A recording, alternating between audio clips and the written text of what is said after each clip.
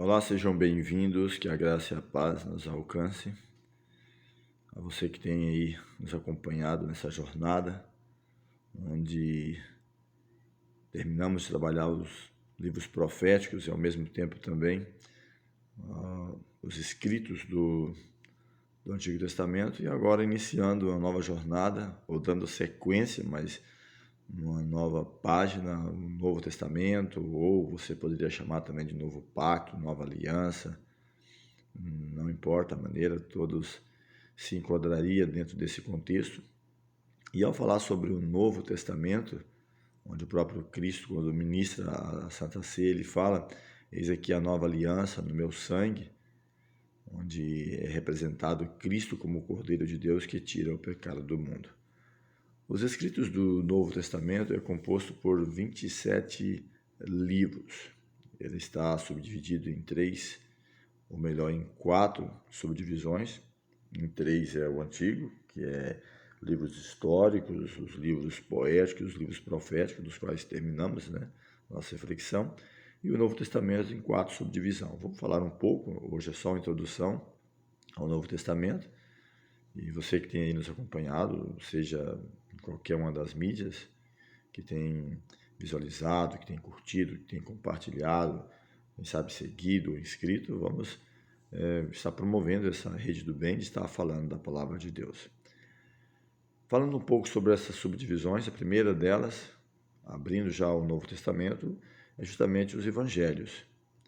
Estou aqui no primeiro, o Evangelho de Mateus, depois temos Marcos, só folheando aqui a Bíblia. Depois nós temos o livro de Lucas e fecha então com o livro de João. Acho interessante que a intenção não é promover o escritor, mas sim o evangelho. Então a primeira categoria é livros evangélicos, ou seja, o Evangelho segundo Mateus, o Evangelho segundo Marcos, o Evangelho segundo Lucas, o Evangelho segundo João. Eles estão falando de Cristo, as boas novas de salvação. Então, o objetivo é falar do Evangelho. Então, a primeira parte é os livros evangélicos, ou temos quatro, Depois, então, temos o livro de Atos, ou Atos dos Apóstolos. É o único livro histórico do Novo Testamento. É um livro com 28 capítulos. Ele narra a expansão da igreja a partir de Jerusalém, indo até o topo do mundo na época, que é justamente a cidade de Roma.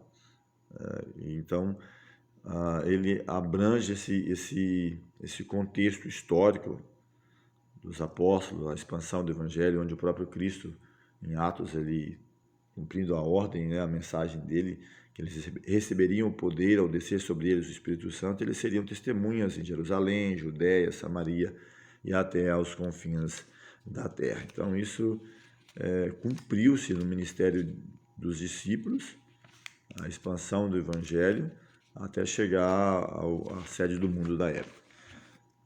Em seguida, nós temos então a terceira subdivisão do Novo Testamento, onde temos 21 cartas.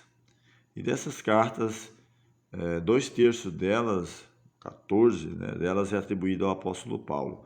O início aqui das cartas é a carta aos Romanos, então percebe que o próprio império da época, havia uma igreja estabelecida na sede do mundo em Roma, e recebe uma carta do apóstolo Paulo, ele que sonhou muito em ir levar a mensagem em Roma, e ele vai preso, acorrentado, vamos dizer assim, mas a mensagem, como ele mesmo diz, apesar de estar preso, a mensagem não estava presa, e ele pôde também pregar nessa cidade, na cidade de Roma. Então, como mencionei, 14 das 21 é atribuído ao apóstolo Paulo. Ele escreveu mais da metade dos escritos. As cartas, elas podem ser divididas como cartas paulinas ou epístolas paulinas, e também as universais, onde Pedro, João, Tiago, Judas, claro, não Judas Iscariote, eles escrevem essas cartas. Cartas que elas, chamadas cartas pastorais, elas são dirigidas a uma cidade e uma igreja estabelecida nessa cidade, como no caso Roma, aos Coríntios, Efésios, Gálatas, não importa, a uma igreja estabelecida na cidade, ou também a uma pessoa, como no caso o apóstolo Paulo escreveu uma carta a Timóteo, a Tito, a Filemon. Então, são mensagens diretas, objetivas, tinha uma aplicação para o contexto, mas também pode ser aplicáveis a nós. E um ponto importante que vejo que as cartas foi uma tecnologia muito avançada para a época e bem utilizada. Paulo ele difunde essa tecnologia, ela usa muito dela na época para alcançar o seu objetivo. Elas foram escritas aproximadamente no período de 15 anos, na expansão do evangelho, de pregar, de falar. Paulo pregou a mensagem em um local, depois precisava manter o contato, ele escrevia uma carta para aquela igreja, para aquela comunidade, ou quem sabe uma carta antecipando uma visita sua, ou confirmando já um trabalho feito. Então foi muito utilizado esse trabalho do apóstolo, principalmente dele, né? Dos outros também, mas principalmente ele, que foi o que mais escreveu. Dos 27 livros, 14, né, atribuído a ele. E chegamos então à última parte dessa subdivisão do Novo Testamento, que é profecia, ou seja, o livro do Apocalipse, onde muitos têm medo, e infelizmente eu tenho visto isso aí até mesmo de líderes, né, pastores, pregadores, professores na área de religião, falando, olha, é um livro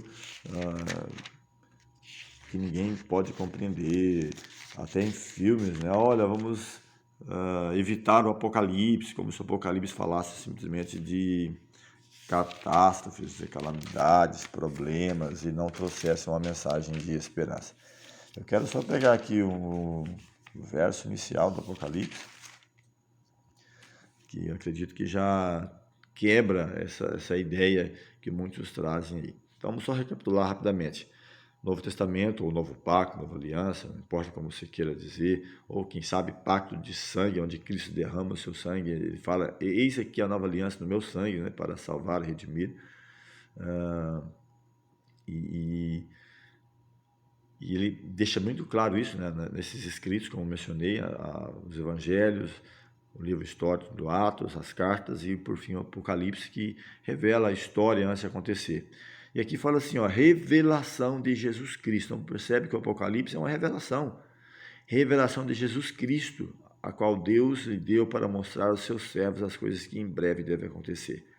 É claro que tem uma codificação, ela não veio aberta, porque o contexto exigia isso. O João ele estava isolado, sendo perseguido, levado para a ilha de Patmos, onde ele escreve essa mensagem, e ela então ela é útil em cada geração, tem uma aplicação para o momento, mas em cada geração alcançando a volta de Jesus. Então, só fechando aqui o nosso pensamento, quando fala Novo Testamento ou Velho Testamento, como alguns, olha, o Velho Testamento foi abolido, o velho pacto, velha aliança, onde matava-se cordeiro, novilhos, que apontavam para o que Cristo faria no futuro, onde ele diz aqui, o nova aliança no meu sangue, o sangue de Cristo. Então, hoje você não precisa matar um cordeiro, um novilho, para justificar o seu pecado, né? Ou para perdoar. Naquele contexto do Antigo Testamento, do Antigo Pacto, sim, apontava para o que Cristo faria. Então, quando se fala de Antigo Testamento, não está falando dos escritos, dos 39 livros do Antigo Testamento, ou fala Novo Testamento, os 27 do Novo Testamento, mas da aliança que foi feita. Então, os livros continuam com a sua validade, com as suas aplicações, com as suas implicações, com a sua importância para a nossa vida. Então, uma ideia geral, inicial sobre o Novo Testamento. Que Deus te abençoe, que venhamos crescer a cada dia nessa graça e estar difundindo, vivendo e pregando e aguardando a volta de Jesus.